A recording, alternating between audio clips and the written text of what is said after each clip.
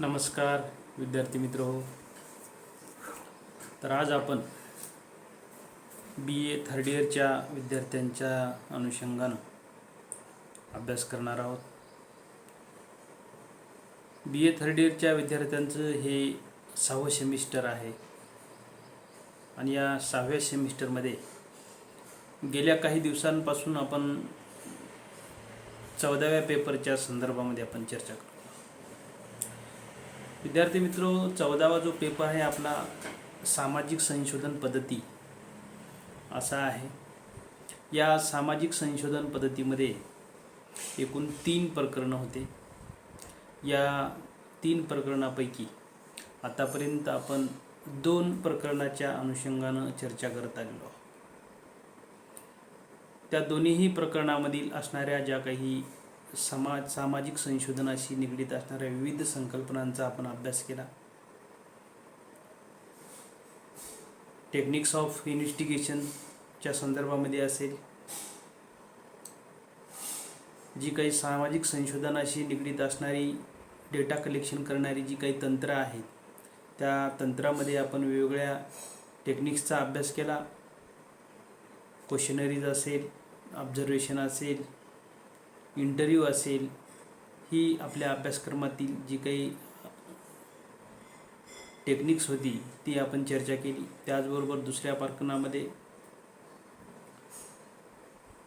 जी काही सामाजिक संशोधनामध्ये संगणकाच्या वापराच्या संदर्भामध्ये संकल्पना आहेत, use of computer in social research, त्याचबरोबर सामाजिक संशोधनामध्ये होणारा इंटरनेटचा वापर, या अनुषंगानं अभ्यास केला.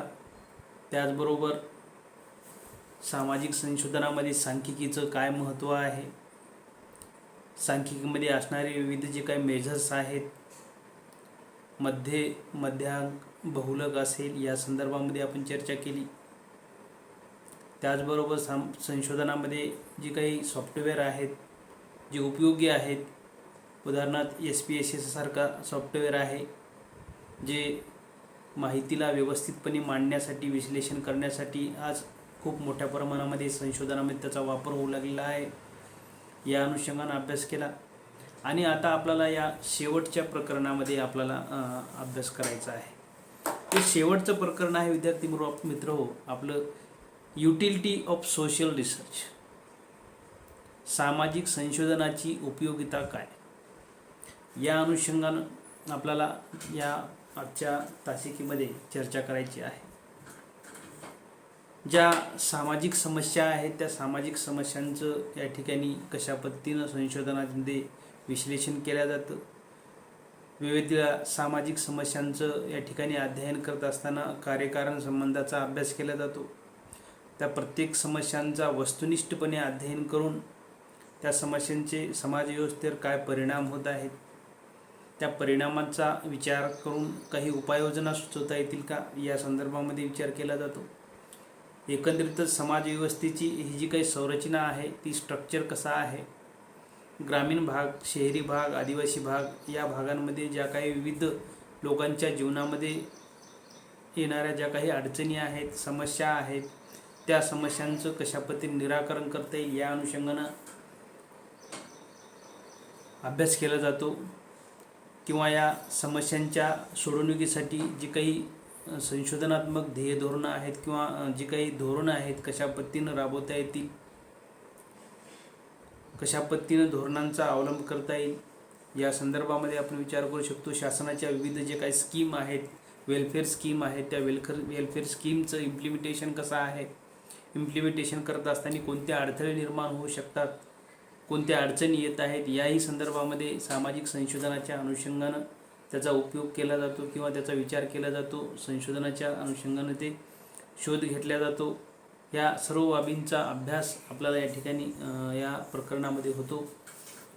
एकंदरीतच मित्र हो, आपल्याला माहीत आहे की शास्त्रीय संशोधनाचा शोध घेतल्यास आपल्याला कोणतंही संशोधन करत असताना शास्त्रीय तत्त्व हे त्याला लागू करावी लागतात.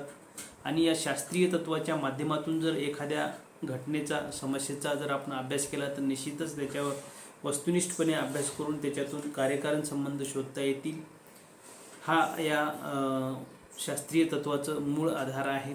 आणि या अर्थानं आपण जर विचार केला की ज्ञान वस्तुनिष्ठपणे जर या ठिकाणी निर्माण करायचं असेल किंवा मिळवायचं असेल तर शास्त्रीय संशोधनाची 2 तत्व ही अवलंबली जातात. त्याच्यामध्ये एक पहिलं तत्व आहे ते म्हणजे ऑब्झर्वेशन, निरीक्षण. निरीक्षणाद्वारे प्रत्यक्ष त्या घटनांचं अध्ययन करणं, त्यामधून ज्ञान प्राप्त करणं आणि त्या अनुषंगानं त्याचं विश्लेषण करणं हा एक पहिला त्याचा तत्वाचा भाग आहे. आणि दुसरं म्हणजे निरीक्षणाच्या माध्यमातून कार्यकारण संबंध स्पष्ट करणं, हे दुसरं तत्व या शास्त्रीय संशोधनाचं आहे. आणि या कार्यकारण संबंधामुळेच तथ्याचा शोध घेतला जातो, नवीन तथ्ये समोर आली जातात आणि संबंधित संशोधनातून वैज्ञानिक पद्धतीच्या आधारे संशोधन करण्यामध्ये ह्या गोष्टींचा वापर केला जातो. आणि त्यामुळं जर ह्या शास्त्रीय संशोधनाचा आधार जर सामाजिक संशोधनामध्ये घेतला तर ते निश्चितच संशोधन हे उपयोगी ठरू शकतं. कोणत्याही सामाजिक समस्या असू द्या, मग त्याच्यामध्ये वेगळ्या समस्या असतात.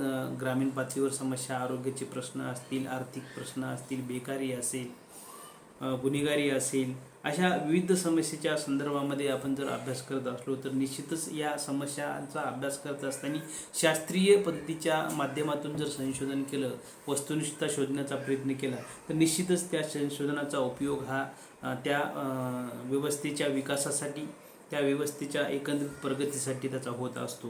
म्हणून आपण बघतो की सामाजिक घटनांच्या संबंधामध्ये जे काही नवीन अध्ययन करण्यात जातात किंवा नवीन अध्ययन पद्धती आपण बघतो, त्याच्यामध्ये ज्या आधारावर ज्ञानाची प्राप्ती केली जाते आणि विद्यमान ज्ञान जे आहे ते विस्तृतपणे करण्याचा प्रयत्न केला जातो, ते तपासण्याचा प्रयत्न केला जातो आणि एकंदरीतच विविध घटनांमध्ये, वेगवेगळ्या घटनांमधील परस्पर संबंधाचा अभ्यास करण्याचं काम या संशोधनाच्या माध्यमातून केलं जातं.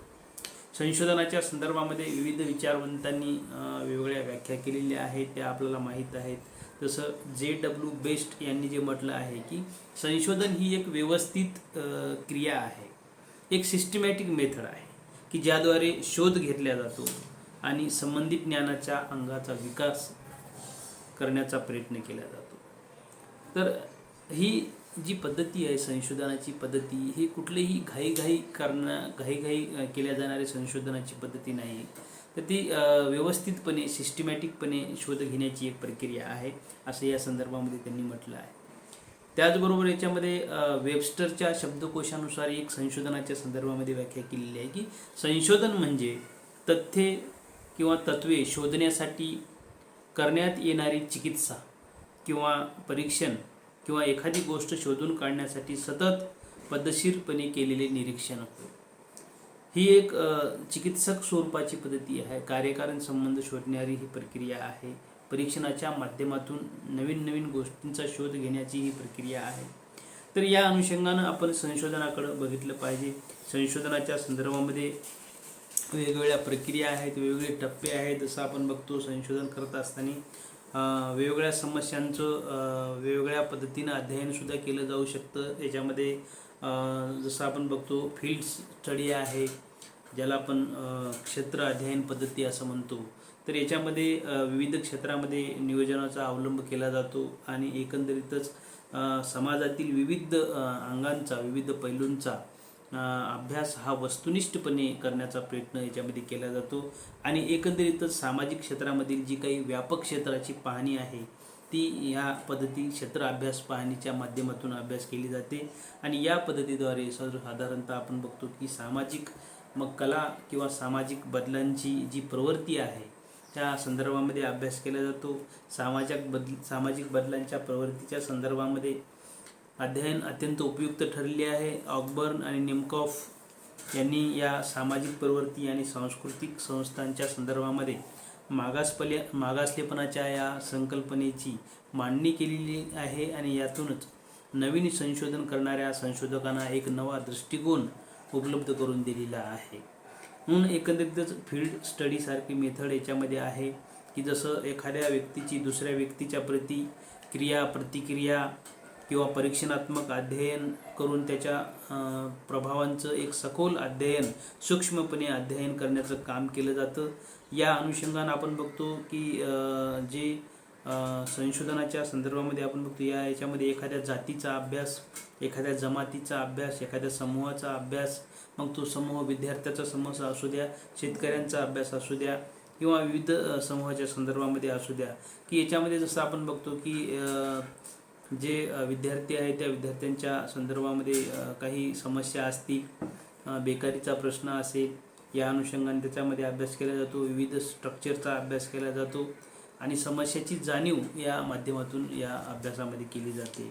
एकंदरीतच अध्ययन क्षेत्राची निवड करून मग ती समस्या काय आहे नेमकं हे संशोधनाच्या माध्यमातून अभ्यास केला जातो किंवा त्या फील्ड सर्वेसाठी, संशोधनासाठी कोणती साधनं वापरायची, त्याचा कसा समन्वय साधायचा या संदर्भातही संशोधकाने या संदर्भात माहिती मिळवण्याचं आवश्यक तत्व याच्यामध्ये साकारलेलं आहे. क्षेत्रीय संशोधनाच्या संदर्भामध्ये आपण बघतो तथ्य संकलनासाठी वेगवेगळ्या टेक्निक्सचा वापर केला जातो, वेगवेगळे टेक्निक्स वापरले जातात. मग याच्यामध्ये सेकंडरी सोर्स असेल, याच्यामध्ये मग प्रकाशित पब्लिश्ड रिपोर्ट असतील किंवा मूळ दस्तावेज असतील, मुलाखत असेल, अनुसूची असेल, या साधनांचा वापर संशोधनाच्या संदर्भामध्ये केला जातो आणि प्रत्यक्षपणे अभ्यास करण्याचं काम संशोधकाने याच्यामध्ये केलं जातं.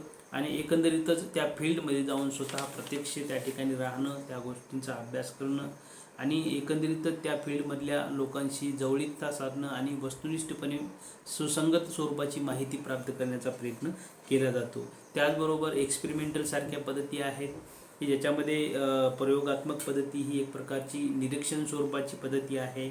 या पद्धतीच्या अंतर्गत एक निश्चित स्वरूपाची एक हायपोथेसिस समोर ठेवून संशोधन केलं जातं, निरीक्षण केलं जातं आणि त्यामध्ये केवळ संशोधना क्षेत्रातील एका घटकावर प्रयोग करून दुसऱ्या घटकांना स्थिर करण्याचा प्रयत्न केला जातो आणि त्याच्यावर अभ्यास केला जातो. अकोलकरांनी या संदर्भामध्ये एक मत मांडलं आहे की प्रायोगिक जी पद्धती आहे ही क्षेत्रीय निरीक्षण पद्धतीपेक्षा भिन्न किंवा वेगळ्या स्वरूपाची असून या पद्धतीमध्ये अंतर्गत संशोधक प्रयोग करताना काही घटकांना स्थिर ठेवून इतर घटकावर प्रयोग करून त्यांना अस्थिर करतो व त्या स्थितीचं अवलोकन करण्याचा प्रयत्न केला जातो. तर एकंदरीतच या फील्ड किंवा प्रयोगात्मक संशोधन पद्धतीच्या अनुषंगानं सन 1937 येल विद्यापीठामधील प्रोफेसर जॉर्ज पी मर्डॉक यांनी भिंतीशिवाय प्रयोगशाळा ही संकल्पना मांडली होती आणि याद्वारे प्रायोगिक जे काही समूह आहेत, नियंत्रित समूह, यामध्ये तुलना करून जे एक्सपेरिमेंटल ग्रुप आहेत आणि जे काही कॉन्स्टंट ग्रुप आहेत यामध्ये तुलनात्मक अध्ययन करण्याचा प्रयत्न केला आणि प्रायोगिक पद्धतीनं संशोधन त्याला हवी ती वास्तविक स्थिती तयार करण्याचा करून अंतर्गत त्याला काही चालना देण्याचा प्रयत्न केला जातो. याच्यामध्ये एखाद्या उद्योगामध्ये काम करणाऱ्या कामगारांच्या संदर्भामध्ये अभ्यास केला जातो.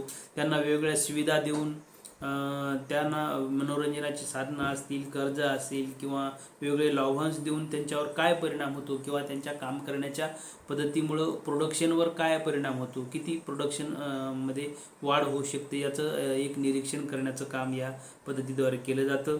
आणि एकंदरीतच आपण बघतो की ह्या सगळ्या बाबीमधून निष्कर्ष काढून मांडणी केलेली जाते.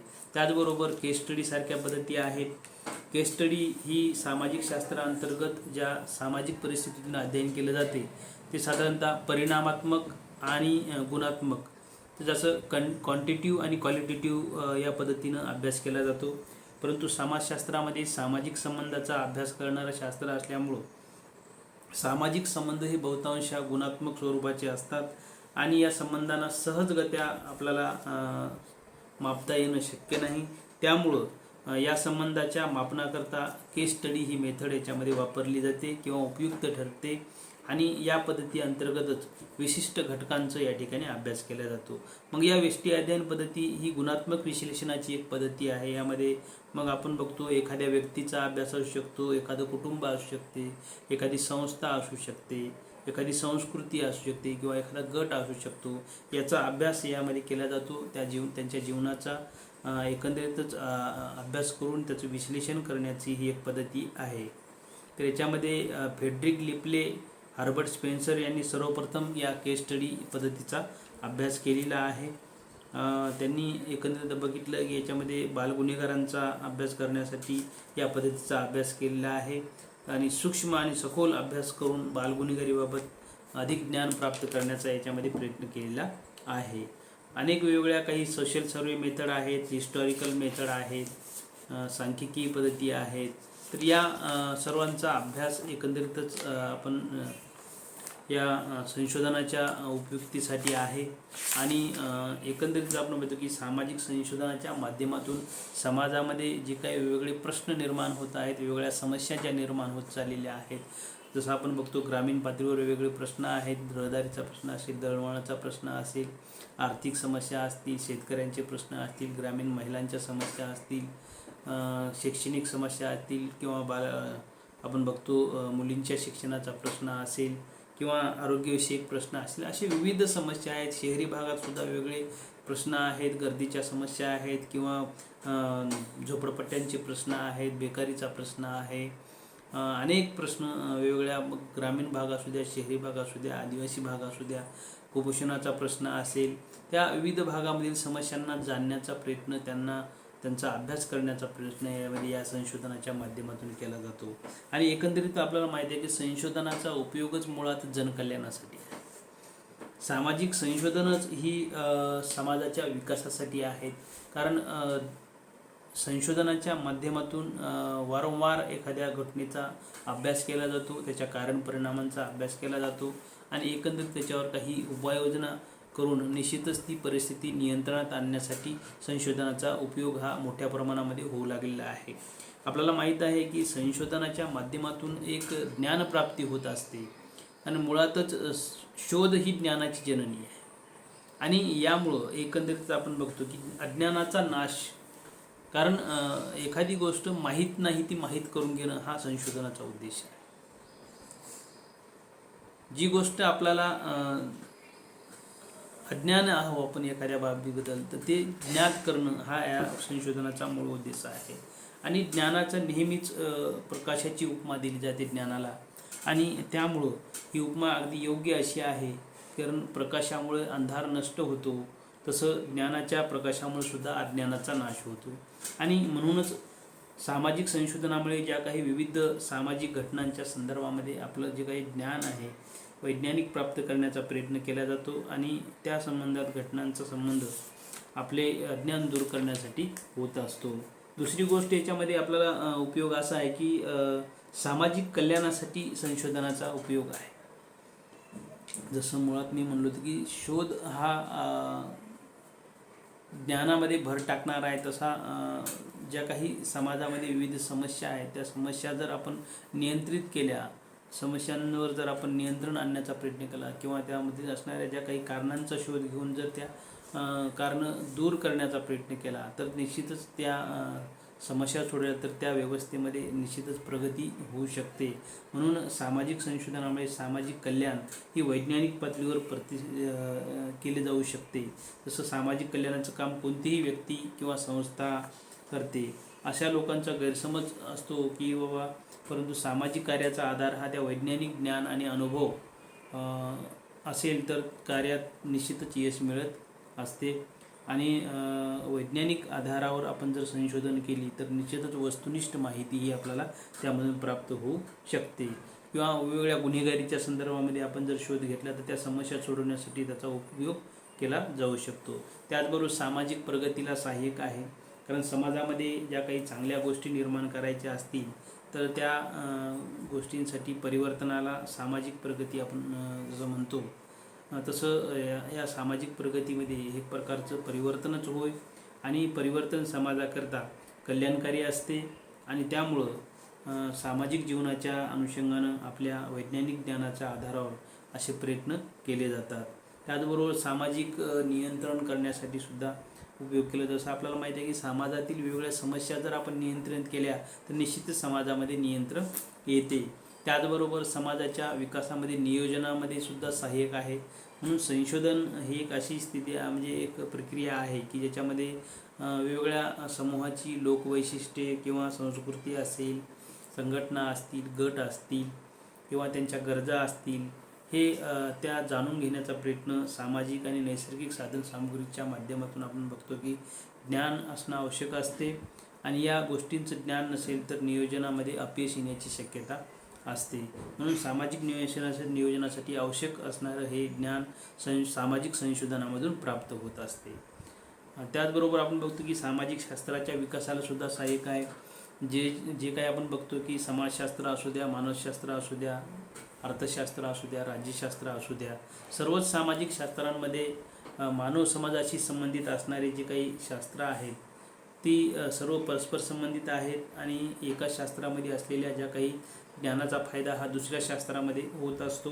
किंवा जी काही वेगवेगळी आतापर्यंत संशोधनं झालेली आहेत वेगवेगळ्या व्यवस्थेच्या संदर्भामध्ये, समस्यांच्या संदर्भामध्ये, त्या संशोधनाचा उपयोग निश्चितच जी काही नवीन संशोधन करू इच्छिणारे आहेत त्यांनासुद्धा त्याचा उपयोग होत असतो.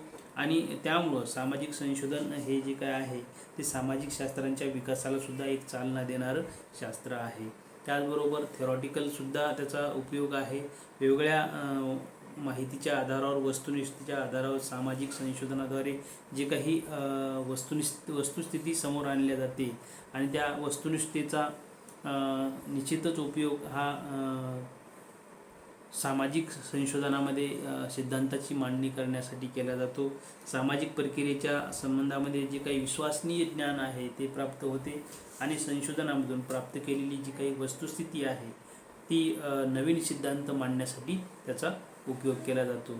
आणि सिद्धांतातून आपण बघतो की समाज जीवनाच्या संदर्भामध्ये अशा काही विविध घटनांचा अभ्यास केला जातो आणि मानव समाजाचं अज्ञान हे दूर करण्याचं काम या सामाजिक संशोधनाच्या माध्यमातून केलं जातं. आणि एकंदरीतच त्या सामाजिक विविध घटनांचा अभ्यास केल्यामुळं समाजाच्या विकासामध्ये सुद्धा त्याचा प्रभाव हा पडत असतो.